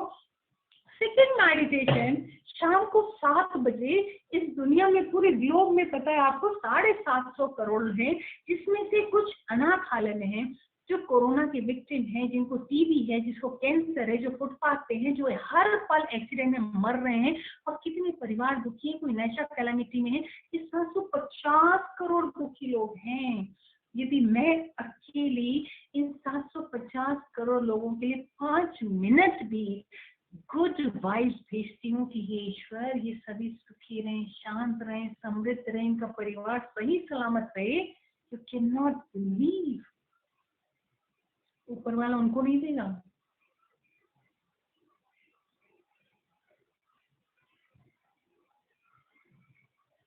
Got it? वो मुझे देगा 750 करोड़ का, मैं मर जाऊंगी, मुझसे जाएगा, सेम क्वालिटी का वापस आएगा। इसको बोलते हैं इट्स डील। इसलिए मेडिटेशन क्या सिखाता है? बिजनेस करना। अरे या तो पैसा कमाओ या दुआएं कमाओ, काम को छोड़ना नहीं है, कमाई पूरे समय होनी चाहिए। इसलिए आप घर पे भी बैठे हो, लेकिन 7 बजे अपने पूरे परिवार के लिए इतना कमा लो कि पति टेंशन में वापस आए तो आपके चेहरे की चमक देख के बोले कुछ तो बढ़िया हुआ है, right? You will be so powerful, right? वो आपकी सुनने लगेगा, right? Okay, so meditation is the power कि आप सबके मूड को चेंज कर सकते हो, तभी तो आप कुल देवी बनोगे, तभी आप इष्ट देवी बनोगे, राइट। ये जो लिखा है ना हमारे शास्त्रों में गलत नहीं लिखा, लेकिन पहले लोग ऐसा करते थे और इसलिए वो कहलाते थे। हम भूल गए ना, याद आ गया, चालू कर देंगे। और आखिरी तीसरा मेडिटेशन, जैसे ही रात को बिस्तर पे पहुंचो, बस उस समय एक बार अपने परिवार को बहुत प्यार से देखो, अपने माता पिता को याद करो, अपनी संतान जो बाजू में, एक बार उसके सिर पे हाथ रख के फेरो, जो पति है या पत्नी बाजू में सिर पे हाथ रख के फेरो और एक बार बोलो, थैंक्स करो उनको कि इन सब की वजह से हम यहाँ पर हैं। उनको बोलो, मन में बोलना, ये शब्दों का खेल नहीं है, ये विचारों के बाण हैं जो सीधा यहाँ से निकलते और यहीं पे लगते हैं। हमें यहाँ वाला काम नहीं करना, यहाँ वाला काम करना है। आप सोचोगे, उनके सबकॉन्शियस में वो सारी चीजें रजिस्टर हो जाएंगी कि आप महान हो, आज इंटेलिजेंट हो, आप सुखी हो, आप शांत हो, आप इस दुनिया में महान काम करने के लिए आए हो। मैं हर पल आपके साथ हूँ, आप ईश्वर की संतान हो और हर पल ईश्वर आपके साथ है, मैं रहूं या ना रहूं। और ये मेडिटेशन करके ही आप अपनी आंखें बंद करो, और भगवान न करे यदि अगले दिन आपकी आंख नहीं भी खुली तो भी आप बहुत संतुष्ट हो जाओगे, बहुत संतुष्ट। मन में किसी की याद नहीं रहेगी क्योंकि आपने अपना काम पूरा कर दिया। और यदि आपकी आंख खुल गई तो अगले दिन फिर मौका है इन्हीं के साथ लाइफ को फिर से एंजॉय करने का। So emotional support system means अपनी टीम में 2 ही खिलाड़ी चाहिए, एक मैं बहुत पावरफुल और एक वो, 2 मिल गया ना तो हमेशा हमारा परफॉर्मेंस बेस्ट होगा ही। इसलिए कहीं भी जाओ और अपने बच्चों को भी सिखाओ, मेरा बच्चा एक तू और एक वो, 2 पकड़ के चल और हमेशा बेस्ट होगा तेरा। और कहीं भी जाओ तो इसको लेके चलो, चाहे गाड़ी चलाओ, चाहे किसी से मीटिंग में जाओ, किसी से मिलने जाओ, कुछ प्रोजेक्ट पे काम करो, कुछ नया काम करो, एक बार ये याद रखो कि मेरे साथ खड़ा कौन है। तो ये याद रहेगा तो आप हमेशा अपने इमोशंस को अपने कंट्रोल में करके रखोगे, because that is the energy, that is the power. And next is 5 points मैंने बताया, अब एक लास्ट में जरूर बताऊंगी, क्योंकि हमारे पास इतने पेरेंट्स आते हैं और प्रॉब्लम क्या होती है उनको कि बच्चे आजकल कहना नहीं मानते, बहुत जिद्दी हो जाते हैं, बाहर का खाना बहुत चाहिए, रात को 10 बजे उनको आइसक्रीम चाहिए, नहीं पढ़ूंगा तो नहीं पढ़ूंगा, मोबाइल नहीं देंगे तो मैं पढ़ाई करना बंद कर दूंगा। फिर आप अभी तो मोबाइल देना बहुत कंपलसरी हो गया है, अब तो माता पिता में लड़ाई होती रहती है, भाई अभी ये लैपटॉप ले आओ, अभी ये ले आओ, अभी स्कूल में ये चल रहा है। तो अब तो आप जो अभी तक रोकते थे कि मोबाइल और लैपटॉप से दूर, अब तो आपको खुद ही गिफ्ट देना पड़ रहा है। सिचुएशन बड़ी ट्रबलसम हो गई कि how to handle all this things. और अब आप यहाँ और वहाँ छिपके तो बच्चा उस नेट में क्या देख रहा है वो तो आप आके जब ऐसे सिर मारते हैं तभी पता चलता है कि बच्चा क्या देख रहा है। तो now it is very difficult to how to deal with this, क्योंकि जिसको हम पहले पॉइजन समझते थे अब वही पॉइजन हमें सर्व करना पड़ रहा है। ओके, अब ये एक प्रिंसिपल पे काम करता है, इस प्रिंसिपल को बड़ा ध्यान से समझ लेना। इस प्रिंसिपल में एक होता है स्टिमुलस, सामने कोई चीज है, सपोज सामने एग्जांपल एक आइसक्रीम है, और ये है रिस्पॉन्स। आइसक्रीम देखा और बच्चे ने जिद किया कि मुझे आइसक्रीम खाना है, अब भी कि अभी खाना है, और आप शॉप में थे और अभी आपको नहीं देना है क्योंकि ठंड का मौसम चल रहा है और आपको मालूम है कि उसको अस्थमा का प्रॉब्लम है, ठीक है।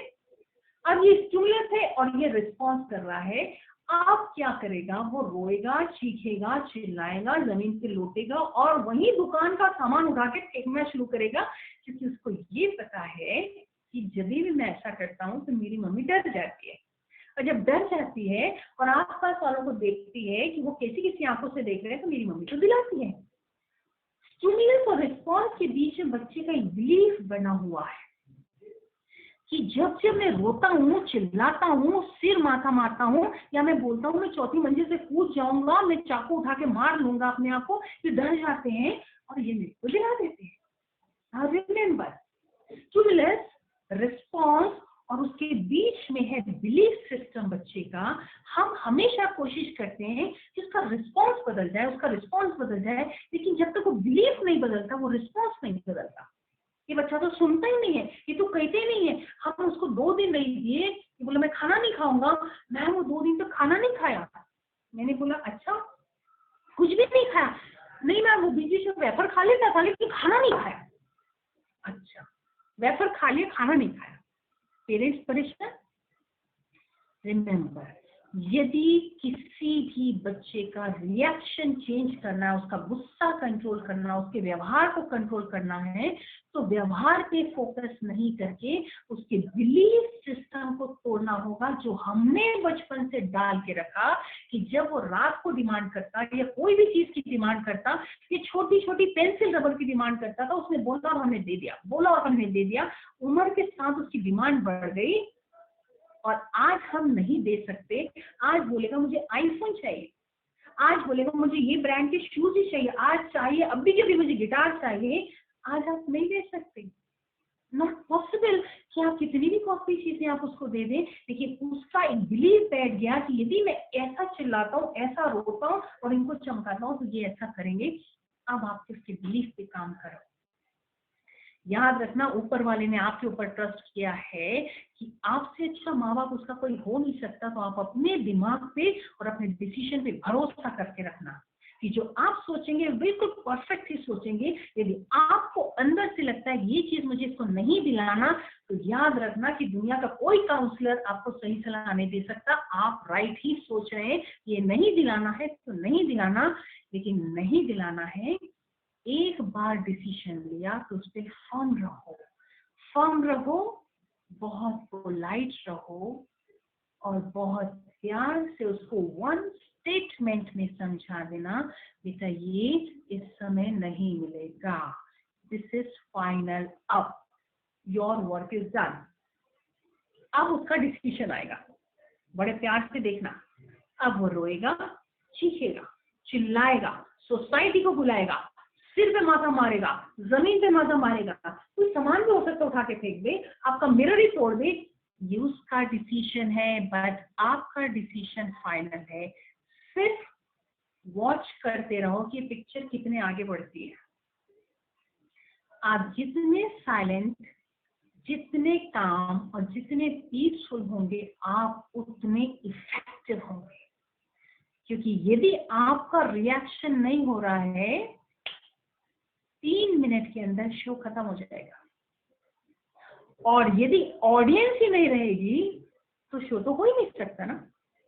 आप वहां से उठ के चले जाएं। Your decision is final, remember that. जब माँ बाप डिसाइड करते हैं तो उसका डिसीजन ऊपर वाला भी बदल नहीं सकता, इसलिए अपने ऊपर ट्रस्ट करो। यदि आपको लगता है इस चीज से मेरा बच्चा बिगड़ेगा, तो आप सही सोचते हैं। यदि आपको लगता है ये चीज की जरूरत इस उम्र में नहीं है, तो आप सही सोचते हैं। यदि आपको लगता है कि इतनी ब्रांडेड चीजों से मेरा बच्चे बिगड़ेंगे, ये सही सोचते हैं, क्योंकि आप उसकी जरूरत पूरी करने के लिए, अय्याशी का सामान के लिए नहीं, उसके लिए वो खुद कमाएगा और करेगा। ये जो आप पैसा एक्सेस कमाते हैं वो अपने लिए कमाते हैं। तो बच्चों की जरूरत पूरी करो, उनकी किताबें दो, उनको अच्छी स्कूल दो, उनको शिक्षा दो, लेकिन अय्याशी का सामान नहीं दिलाना और ये दिला के प्राउड फील नहीं करना कि मैं तो बहुत रईस बाप हूँ या बहुत रईस माँ हूँ। Never, right. सो हमेशा याद रखो, रिएक्शन बदलना है तो बिलीफ सिस्टम को ब्रेक करना है कि यदि आप बोलते हैं तो आप अचल हैं, अटल हैं और अडिग हैं। अब आपको कोई हिला नहीं सकता। अब बोला मैं चौथे माले से कूद जाऊंगा, तो पहले डॉक्टर का नंबर निकाल लो, इलाज करा देंगे हम। हाथ काट लूंगा, हमारे पास आते हैं रोज बच्चे से कटिंग कर करके, मैम मैं मर जाऊंगा, मैं हाथ काट लूंगा। मैं बोली ठीक है भाई, सामने ट्रायल लेते हैं, अपन करते हैं, ठीक है। रिमेम्बर दैट, डरना नहीं है, घबराना नहीं है, क्योंकि उसके धमकी से ज्यादा आपके प्यार की ताकत है, आपके स्नेह की ताकत है, आपके धैर्य की ताकत है, आपके टॉलरेंस की ताकत है। कल एक बच्ची आई 15 साल की, पूरे हाथ में कट मारी, एक कट रात को यहाँ मारी, बोली मैम मुझे बिल्कुल जीना नहीं है, मैं मर ही जाना चाहती, मेरे जीवन में कोई सुख ही नहीं है। मैंने बोला सीरियसली बोल, तो बोली हाँ मैम मैंने सीरियसली बोली, मैं मर जाना चाहती हूँ। मैंने बोला ठीक है चल यहाँ ट्रायल लेते हैं, ऐसा कर, तेरे दोनों हाथ अभी खाली हैं, थोड़ा सा कट है, पेन नहीं है, तो तू काम कर सकती है, ऐसा कर, ऐसे नाक बंद कर, ऐसे मुंह बंद कर, ठीक है, और देखते हैं कितनी देर तक कर पाते हैं अपन, ठीक है, ट्रायल हो जाएगा ना, इतना सीरियस काम तो यहाँ पर ट्रायल में, यहाँ तो मैं भी हूँ। तो बोलती मैम मैंने ऐसा करके देखा था, मेरे घर में जो बाथटब है ना, मैं उसमें बाथटब में घुस गई थी, मैंने उस दिन सोच लिया था मैं मर जाऊंगी, लेकिन मैं 5 मिनट के बाद बाहर आ गई। बोली अच्छा तो 5 मिनट तक रह गई? तो मैं बोली मैं 4 मिनट का ट्रायल लेती हूँ, सिर्फ 4 ही मिनट में, 5 की तो आदत है तुझे। नहीं मैम लेकिन उस दिन क्या हुआ, मेरे अंदर से ऐसे एक आवाज आती है कि नहीं किसी को तो जीना है, वो एक ही आवाज आती है। मैं बोली वो एक आवाज आती ना, तो तू उस एक आवाज को पूरी करके बता।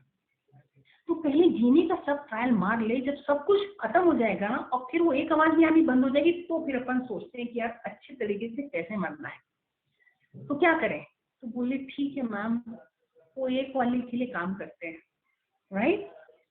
अब वो लड़की ने एक वाले के लिए अपनी स्ट्रैटेजी बनाई है और काम शुरू हुआ है, राइट। सो नहीं डरना है, आपको पता है जान देने वाला भी वो है और लेने वाला भी वो है, डरो मत। और यदि जानी होगी ना जान, बच्चा खोने होगा ना, तो वो सामने होगा और आप कुछ नहीं कर पाओगे। जब तक जियो अच्छे से जियो, हिम्मत से जियो, निडर होके जियो, क्योंकि ये माँ बाप जो हम हैं ये जान लगा देते हैं किसी भी काम के लिए, कुछ पाने के लिए, तो हम वो माँ बाप हैं। और इसके साथ में लास्ट में मैं आपको एक वीडियो दिखाना चाहूंगी और उसके बाद बस आपके जो क्वेश्चन आंसर है वो हम लेंगे। तो I just start one video, आप ये वीडियो को देखना, उसके बाद then will take the question answer.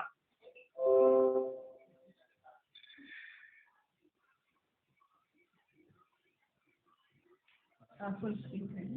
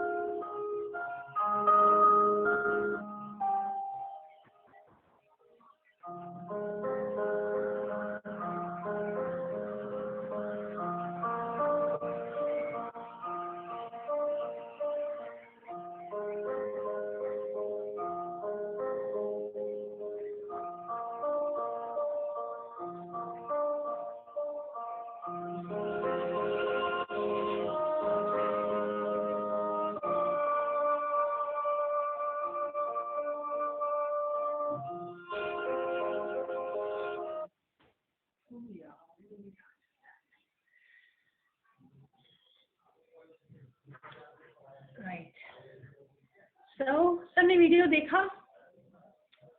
ये वीडियो बार्सिलोना ओलंपिक का था और ये जो लड़का आपने देखा उसने फुल प्रिपरेशन की थी और उसको स्ट्रेन हो गया था। हाँ, और उसको स्ट्रेन हो गया था और जब वो बीच में था स्ट्रेन की वजह से वो रुक गया और ऐसा लगा कि रेस उसकी खत्म हो गई, लेकिन फिर भी उसने डिसाइड किया कि नहीं, एनी हाउ मैं रेस कंप्लीट करूंगा। और जब उसने फिर चलना शुरू किया तो दूर से कहीं व्यूअर में, ऑडियंस में उसके फादर बैठे थे। वो फादर वहां से भागते हुए आए और वो फादर ने उस बच्चे को अपना शोल्डर दिया और उस बच्चे ने अपनी रेस पूरी की। और जब लास्ट में वो गया उसके रेसिंग को खत्म करने के लिए, उसके फादर ने अपना साथ छोड़ दिया, बोले तू अकेले जा। और वो बच्चा अकेले वहां तक पहुंचा। आप यकीन नहीं मानोगे, 65,000 का जो वहाँ क्राउड बैठा था वो उनके लिए खड़ा नहीं हुआ जो फर्स्ट, सेकेंड और थर्ड आए थे। वो 65,000 लोग सिर्फ उस लड़के के लिए खड़े हुए और पूरी जान से उसको क्लैप किया, जिसने कभी हार नहीं मानी, जिसने गिव अप नहीं किया और जिसके फादर ने अपना शोल्डर दे दिया कि जब बच्चा चल नहीं पाए, देखा मैं हूँ, लेकिन तेरी रेस को मैं हारने नहीं दूंगा। और उस बच्चे ने अपने पिता की वजह से वो लगन आ गई। तो हम सब भी, बच्चे हमारे कैसे हों, कम से कम इतना तो याद रखें कि मरते समय हमें इतने ऊपर प्राउड हो कि एटलीस्ट मैं तो बेस्ट माँ रही, मैं तो बेस्ट बाप रहा। मेरा बच्चा बेस्ट हो पाया नहीं हो पाया ये तो वो डिसाइड करेगा, लेकिन let me do my best. और कभी भी यदि सीखने का कोई वेबिनार हो, कभी सीखने की कोई मीटिंग हो, कभी कोई थेरेपी हो, कभी पीछे मत जाओ। नहीं पता हमारी कौन सी सांस आखिरी सांस है, लेकिन किसी भी सांस में पश्चाताप ना हो, किसी भी सांस में ऐसा ना लगे कि मुझे करना था, मैं कर सकता था, नहीं कर पाया। We have only one life. और जिसने ये तकलीफें दी है ना, उसने रास्ते भी बनाए। हिम्मत का एक कदम आपका, मदद की 1000 कदम उसके मिल जाएंगे। So thank you so much. और अब आप अनम्यूट कर सकते हैं आप अपने आप को, और आपको किसी भी तरह की क्वेरी होगी तो आप मुझसे पूछ सकते हैं। बेटा अनम्यूट करना, वो करेंगे, वो करेंगे। Ma'am, we have unmuted everybody. If there is any question, parents, from their side, you can unmute and ask. हाँ, आप बोल के क्वेश्चन कर सकते हैं, अनम्यूट करके क्वेश्चन कर सकते हैं। एक मिनट, काउंसलर है स्कूल में, बट लास्ट 3 years से मेरे कोई काउंसलिंग नहीं हुई। आई थिंक एवरी 3 months बच्चों की काउंसलिंग हुई। एब्सोल्युटली एब्सोल्युटली, स्कूल में भी काउंसलर है। और कभी स्कूल का पूरा मैनेजमेंट उसकी पूरी टीम के साथ काम करता है। यदि कभी पेरेंट्स, इसलिए अलर्ट होना बहुत जरूरी, अवेयर होना बहुत जरूरी। यदि ऐसा लगता है कि मेरे बच्चे को काउंसलिंग की जरूरत है तो आप डायरेक्ट प्रिंसिपल के पास जाइए और अपनी क्वेरी जरूर सामने रखिए। और ये याद रखो, इतनी बड़ी टीम, इतना बड़ा स्कूल, दुनिया कैसी भी हो, यदि आज कोई प्रोफेशन अभी भी इम्पोर्टेंट है, उससे 2 हैं, एक टीचिंग का और एक डॉक्टर का। आज भी वो नोबल है और वो एक बहुत बड़े पर्पस पे काम करते हैं। यदि कोई चीज अनदेखी हो जाती है और आप ऐसे पेरेंट वहां पे जाके अप्रोच करते हैं तो जरूर वहां पर काम होगा। और जैसे मैंने बताया कि यदि बच्चा 8 तक पहुंच जाता है, करियर काउंसलिंग आप जरूर कराओ। जरूरी नहीं मेरे बच्चे को कोई प्रॉब्लम है, उसके भाई बहन को कोई प्रॉब्लम नहीं, फिर भी क्योंकि ये इतने साइंटिफिक टेस्ट हैं, आपको कुछ ही समय में वो बता देंगे कि हमारे बच्चे का टैलेंट क्या है, इंटेलिजेंस क्या है, इसका पोटेंशियल क्या है, पैशन क्या है। और फिर आप करियर डिसाइड करेंगे तो सक्सेस रेशियो 100% होगा। राइट, एक क्वेश्चन है, मैम मेरे बेटे की में बहुत ज्यादा हायर होने की प्रॉब्लम है, पढ़ाई बिल्कुल भी नहीं करता है, कुछ भी बात नहीं सुनता है। Right, perfect. ये जो प्रॉब्लम है संतोष अग्रवाल जी की, राइट। अब ये एक्चुअली संतोष जी सिर्फ आपकी नहीं, this is a very common problem और मेरे ख्याल से मैक्सिमम पेरेंट्स इसको फेस करते होंगे कि हमारा बच्चा पढ़ाई नहीं करता, हाइपर हो जाता है, गुस्सा बहुत करता और कुछ भी नहीं सुनता। सबसे पहले याद रखना बहुत जरूरी है कि उसकी एज क्या है। यदि वो 9 साल और उसके आसपास है तो उसके हार्मोनल चेंजेस की वजह से उसके मूड स्विंग होते हैं, बिना बात के भी आपसे जोर से बात कर लेगा, आपने इतनी सी बोली वो आपको 10 सुना देगा और बहुत ज्यादा गुस्सा करता है, ठीक है। इस समय उसके हार्मोन्स उसके कंट्रोल में नहीं है, इसलिए बहुत जरूरी है कि हम माता पिता को समझना जरूरी है कि उसके मूड स्विंग होते हैं, इसलिए वो इस तरह से बात कर सकता है। लेकिन रिमेम्बर दैट आपके हार्मोन चेंज नहीं हो रहे, राइट आप किशोरावस्था में नहीं जा रहे, इसलिए आप बहुत शांत, स्थिर और स्टेबल रह के ही बात करेंगे। नंबर 2, यदि आप शांत होकर बात करेंगे तो वहां का रिस्पॉन्स शांति से ही आना चाहिए। लेकिन यदि बच्चा जोर से और बदतमीजी से बात कर रहा है तो आप तब तक शांत ही रहें जब तक वो आपकी टोन में ना आ जाए। आपको अपना टेम्पर हाई नहीं करना, उसके लिए उसको नीचे आके आपसे प्रॉपरली बात करेंगे तो ही आप रिस्पॉन्ड करें। उसको पता होना चाहिए कि माता पिता से बात कैसे करना चाहिए, राइट। नंबर 2, पढ़ाई नहीं करता है तो बहुत, एक नहीं, उसके लिए शायद हम कोई दूसरा वेबिनार कर सकें। कौन पढ़ा रहा है ये बहुत इंपॉर्टेंट है। नंबर 2, एनवायरमेंट आप किस तरह से पढ़ाएं। नंबर 3, पढ़ाई it's a life long journey, ये बहुत प्लेजरेबल होना चाहिए। और प्लेजरेबल होने के लिए कि बुक के साथ आपको, अभी शायद नया लगे लेकिन मैं मैम से रिक्वेस्ट करूंगी कि यदि स्टडी टेक्निक पे एक वेबिनार रखे तो मैं आपको बता सकूं, उसके साथ यदि अल्फा म्यूजिक चलती है, यदि उसके साथ एक एरोमा होता है और यदि उसके साथ कलर्स होते हैं तो हमारी लर्निंग टेक्निक्स 100 टाइम्स बढ़ जाती है, राइट। पढ़ाई सिर्फ 30 मिनट एट द मैक्स, उससे ज्यादा नहीं हो, क्योंकि 25 मिनट के अंदर अटेंशन रिटेंशन खत्म हो जाता है। ओके, तो ये कुछ टेक्निकल चीजें हैं, यदि आप पेरेंट्स को पता हो तो आप पढ़ाई का टाइम प्लेजरेबल टाइम के रूप में कन्वर्ट कर सकते हैं, राइट। तो बच्चों को पढ़ाई के लिए बहुत हैप्पी मूड होना चाहिए, न्यूट्रिशन वैल्यू बहुत अच्छी होनी चाहिए, और एनवायरमेंट और पढ़ाने वाला कौन है ये उस पर डिपेंड करता है, ठीक है, राइट। और है नेक्स्ट क्वेश्चन है, how take out fear from my daughter, fear from staying alone, swimming, going out etcetera, she is 16 year. Wow, बहुत सुंदर क्वेश्चन। इस क्वेश्चन, इसको बोलते हैं, जो फियर होता है इसको फोबिया बोलते हैं। फोबिया में क्या होता है कि यदि बच्चा अकेले नहीं रह पाता, आप थोड़ा भी बोलते भी हैं कि हम अभी बाजार जाके आते हैं, वो एकदम डर जाएगा, या पानी देख के डरेगा, स्विमिंग पूल के लिए डरेगा। इसको बिहेवियर थेरेपी देते हैं कि बच्चा ऐसा बिहेव क्यों कर रहा है। तो इसमें यदि पानी से डर लगता है, स्विमिंग पूल से डर लगता है, तो आपको उसके साथ कभी भी जबरदस्ती नहीं करनी है। हमेशा इसको बोलते हैं सिस्टमैटिक डिसेंसिटाइजेशन, क्योंकि बच्चा अंधेरे से, पानी से ओवर सेंसिटाइज है, तो उसको आप सिस्टमैटिक डिसेंसिटाइज करें। कैसे? सपोज अंधेरे कमरे में ले जाना है, उसका डर दूर करना है, तो आप एक तो कोई उसकी फेवरेट चीज रूम में रखें, हल्की सी लाइट जलाएं और अपने साथ लेके जाएं, और तब तक रखें जब तक वो वहां कंफर्टेबल होती है। जैसे उसको लगता है अभी मैं डिस्कम्फर्ट हो रही है, वो सेशन खत्म। अब स्टेप बाय स्टेप आप धीरे धीरे धीरे धीरे इसको बढ़ाएंगे। फिर आप थोड़ी दूर खड़े हैं, बच्चा मैं यहीं खड़ा हूँ, तू जा, मैं यहीं खड़ा हूँ, और अपनी वो फेवरेट डॉल लेके आ, ठीक है। जब जब वो कंफर्टेबल जोन उसका बढ़ते जाएगा, आप उसके साथ रहते जाएं स्टेप बाय स्टेप। इसको बोलते हैं सिस्टमैटिक डिसेंसिटाइजेशन। आपके यहाँ जो काउंसलर होंगी, आप उनसे यदि पूछेंगे वो आपको सिस्टमैटिक वे बता देंगे, और किसी भी तरह का फोबिया इससे बहुत इजीली रिमूव हो जाएगा, और वो बच्चा पानी में, स्विमिंग में बहुत अच्छे से जा पाएगा, राइट। Any other question? आप अपने को अनम्यूट कर सकते हैं और क्वेश्चन पूछ सकते हैं, पढ़ाई से रिलेटेड, करियर से रिलेटेड, थेरेपी से रिलेटेड। ऑटिज्म, लर्निंग डिसेबिलिटी बहुत बड़ा इशू है, बहुत सारे बच्चों को होता है। और कोई क्वेश्चन?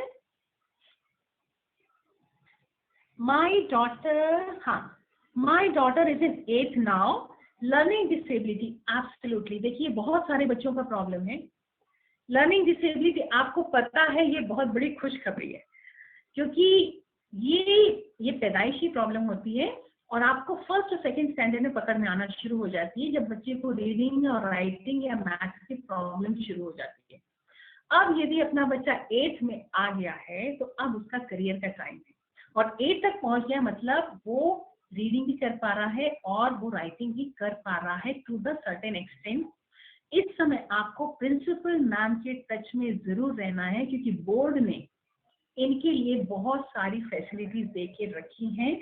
इसके लिए आपको गवर्नमेंट ऑथराइज्ड टेस्ट करवाने होते हैं, वो टेस्ट कराएंगे, उसका सर्टिफिकेशन होता है जो आगे के प्रोसीजर प्रिंसिपल करते हैं, और उसमें बच्चे को 10th और 12th में फैसिलिटीज मिलती है जिसमें उनका पास होना श्योर हो जाता है, क्योंकि बोर्ड को भी पता है कि सिर्फ रीडिंग राइटिंग प्रॉब्लम की वजह से बच्चे का कोई हम रोक नहीं सकते, क्योंकि ये इंटेलिजेंट होते हैं बच्चे, और ये drawing, painting, music, dance, karate और स्पोर्ट्स में ये जबरदस्त होते हैं। तो करियर वाइज हमें फाइंड आउट करना होता है, क्योंकि पढ़ाई में एक लिमिटेशन है, करियर के लिए डिसाइड करना पड़ता है कि ये किस जगह पैशनेट है, किस जगह बहुत बढ़िया करता है। तो 8th यदि कंप्लीट हो गया तो आप उसका करियर काउंसलिंग करवा लें, और ये देखें कि जहां वो बहुत बढ़िया कर सकता है तो पढ़ाई के साथ साथ उसकी उसमें प्रोफेशनल ट्रेनिंग आप करवा देंगे। तो बिल्कुल जब उसके दोस्त डॉक्टर, इंजीनियर बनेंगे तब तक आपका बच्चा म्यूजिशियन हो सकता है, डिजाइनर हो सकता है, आर्टिस्ट हो सकता है, और बहुत कुछ हो सकता है। तो इसमें थोड़ा आपको थेरेपिस्ट, काउंसलर और प्रिंसिपल मैम या प्रिंसिपल सर है उनकी मदद लेनी पड़ेगी, राइट। एक minute. Now the next question is, my son is in first standard, unable to hold the pencil and write. आप राजू सर ये बोल रहे हैं, it's beautiful, it is really appreciable कि आप अपने बच्चे को इतना माइन्यूटली ऑब्जर्व करते हैं, क्योंकि ये ऑब्जर्व करना, पहचानना अर्ली स्टेज में ये सबसे बढ़िया चीज है, क्योंकि इसको ठीक करना बहुत आसान होता है। क्योंकि ये जो sensory motor coordination, fine motor coordination, यदि यहाँ प्रॉब्लम है तो भी हमें इनके डेवलपमेंटल स्क्रीनिंग के टेस्ट करने पड़ते हैं, और ये टेस्ट में हमें पकड़ में आ जाता है यदि कोई मस्कुलर प्रॉब्लम है या फाइन मोटर कोऑर्डिनेशन की बच्चा नहीं पकड़ पाता, इमीडिएटली इसकी एक्सरसाइज शुरू करा देते हैं, और एक्सरसाइज शुरू करते हैं तो इसमें इमीडिएटली आपको इम्प्रूवमेंट दिखना शुरू हो जाएगा। तो बहुत इंपॉर्टेंट है कि आप बच्चे को कम से कम आधा घंटा पढ़ाएं खुद से, ताकि आप ऑब्जर्व कर सकें कि कहाँ कहाँ प्रॉब्लम है, और यदि प्रॉब्लम आ रहा है, ये वाला प्रॉब्लम जो ग्रिप का प्रॉब्लम है, होल्ड करने का प्रॉब्लम है, ये ठीक हो जाता है। इसमें थोड़ी सी एक्सरसाइज होती है, राइट। ये मेरे ख्याल से आपके काउंसलर या ऑक्यूपेशनल थेरेपिस्ट है या वहाँ पे फिजियोथेरेपिस्ट होंगे, उनको भी ये सारी चीजें पता होंगी, right. Next question, my son is 8 years old and he is autistic child, right sir.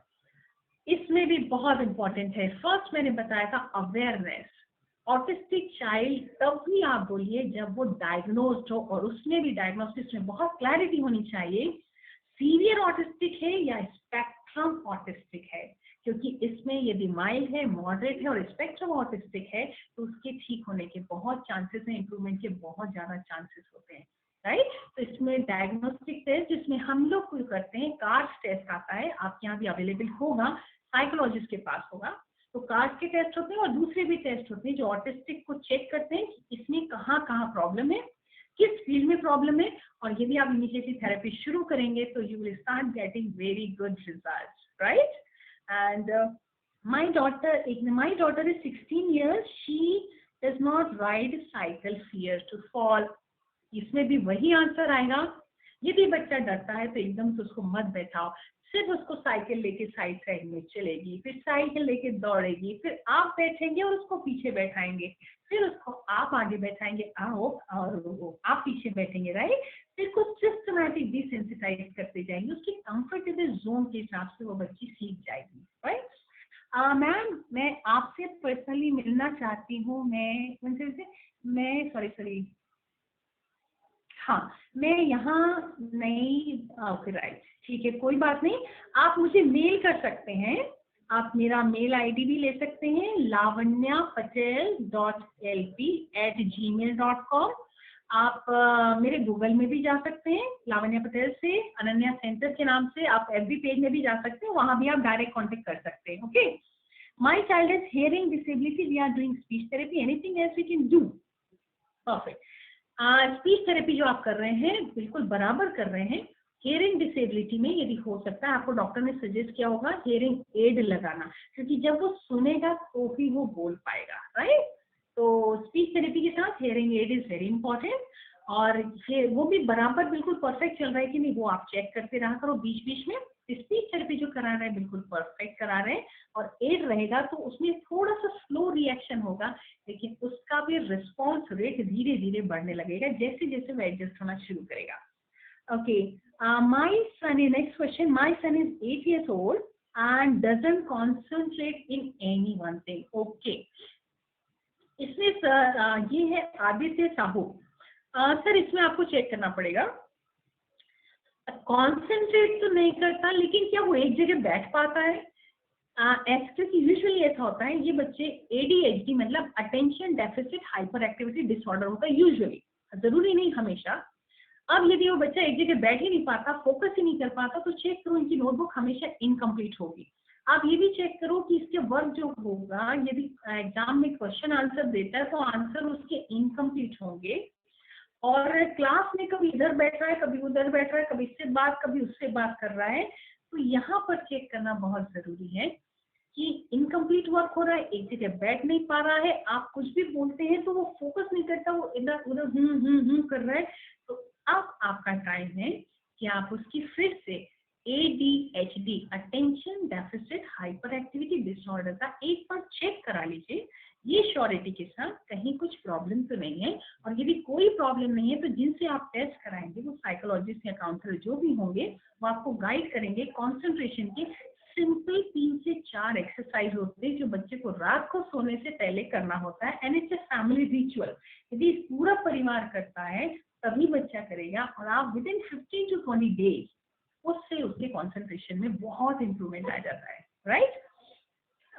Any other question? Thank you, ma'am, for giving the time.